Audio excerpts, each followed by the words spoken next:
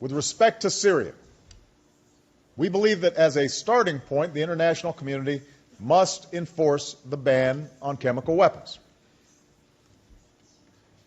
When I stated my willingness to order a limited strike against the Assad regime in response to the brazen use of chemical weapons, I did not do so lightly.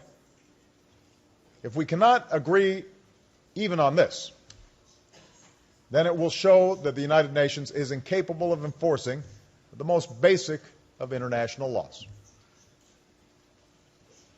On the other hand, if we succeed, it will send a powerful message that the use of chemical weapons has no place in the 21st century, and that this body means what it says. So it's time for Russia and Iran to realize that insisting on Assad's rule will lead directly to the outcome that they fear, an increasingly violent space for extremists to operate. In the near term, America's diplomatic efforts will focus on two particular issues: Iran's pursuit of nuclear weapons and the Arab-Israeli conflict. If we can resolve the issue of Iran's nuclear program, that can serve as a major step down a long road towards a different relationship, one based on mutual interests and mutual respect.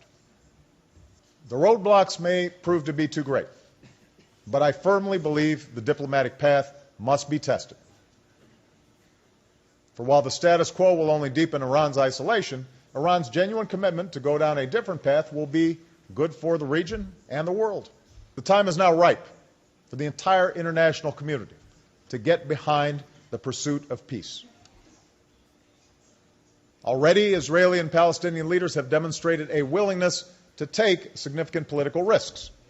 President Abbas has put aside efforts to shortcut the pursuit of peace and come to the negotiating table. Prime Minister Netanyahu has released Palestinian prisoners and reaffirmed his commitment to a Palestinian state.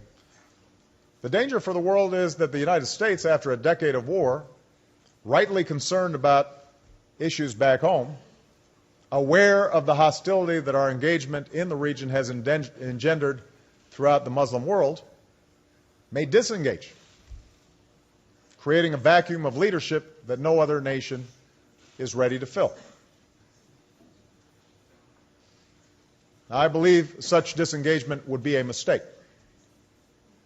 I believe America must remain engaged for our own security, but I also believe the world is better for it.